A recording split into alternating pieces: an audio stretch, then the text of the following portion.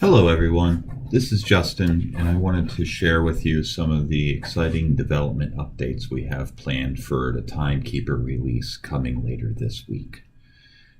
First thing I want to touch on is per diems, and so I'm going to show an example of how per diems were set up within the system, but TimeKeeper will have a mechanism now where a user can claim a per diem if they're working on a project that's eligible for per diems.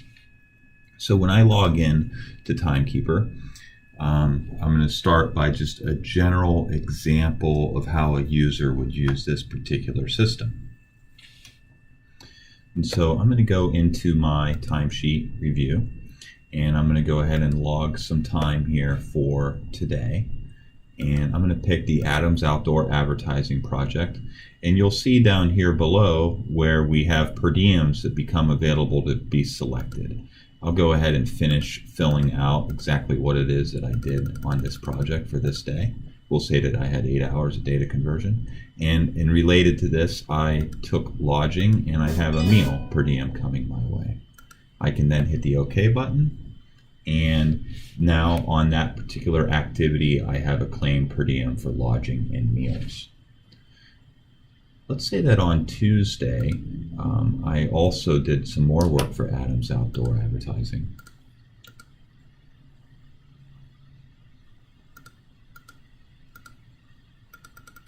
And in this case, I'm going to claim my lodging, I'm going to claim my meal per diem, and I'm going to hit the OK button. And let's say that I went ahead and did another activity for Adams Outdoor.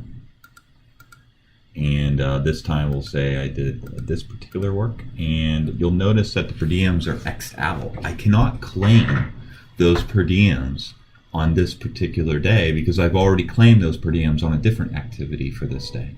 So there is a safety mechanism in here to make sure that an employee can't claim a per diem multiple times on one day. And it also works related across projects. So I also have per diem set up for Aurora Grande. And you can see that the per diems are still locked out from me. If I switch over to an activity that doesn't have per diems, then I don't see the per diem choice at all. So there is a mechanism in here that'll protect us from duplicating per diems. And if I were to drag and drop an activity from one day to the other to clone it, it will bring over the claim per diems on that new day. But if I try to do it a second time, it will alert me down here that there's a per diem conflict, and it'll add the activity, but it'll deactivate the per diems for me. So as a user now, I've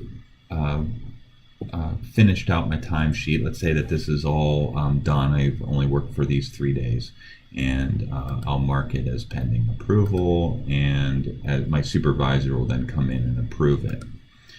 If I want to see what this actually looks like on the report, when I go over to the My Team page, and we will only pull for week ending July 14th. I'm sorry, January 14th. And let's go ahead and only pull the approved sheets. And let's take a look at what that report looks like.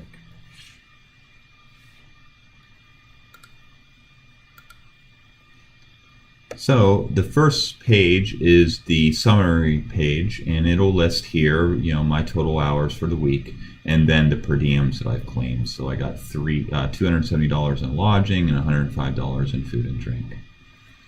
And if I look at the next page, that's my actual timesheet detail view, and I can see that there's my hours as we've been using them in the past, but also it gives me a breakdown of each day's per diem claims.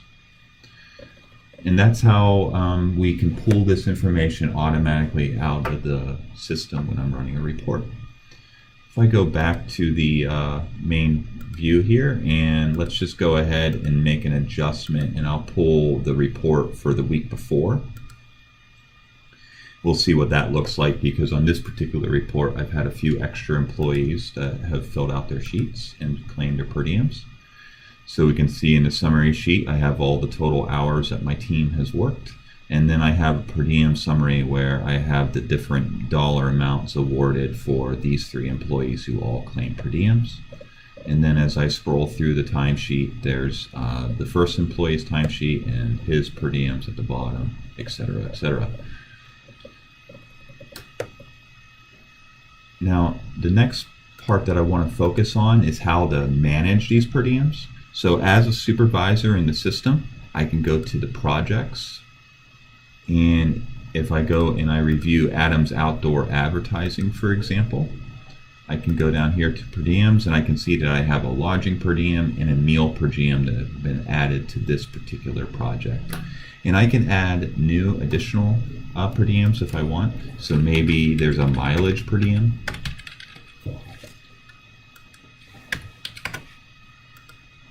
And I can say that that was for fuel. Or maybe a vehicle rental per diem. So there's these 4 different types. And so if I, let's change this to a vehicle rental, and I'll say that I have a $60 a day vehicle rental per diem, and I can add that. And so now mileage would become a new per diem that I can choose when I'm working on the Adams Outdoor Advertising project.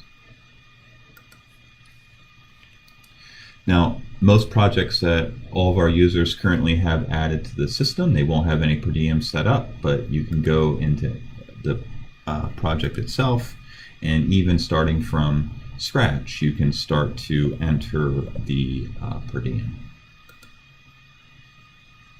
So here, I'll say this is food, and we'll say in this project we have a $25 a day allowance for food, and so now that per diem is added.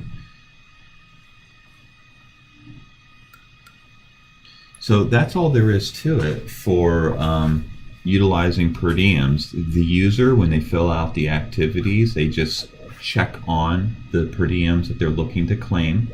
The system protects us from having multiple people assigned with the same, the same person claiming the same per diem in the same day.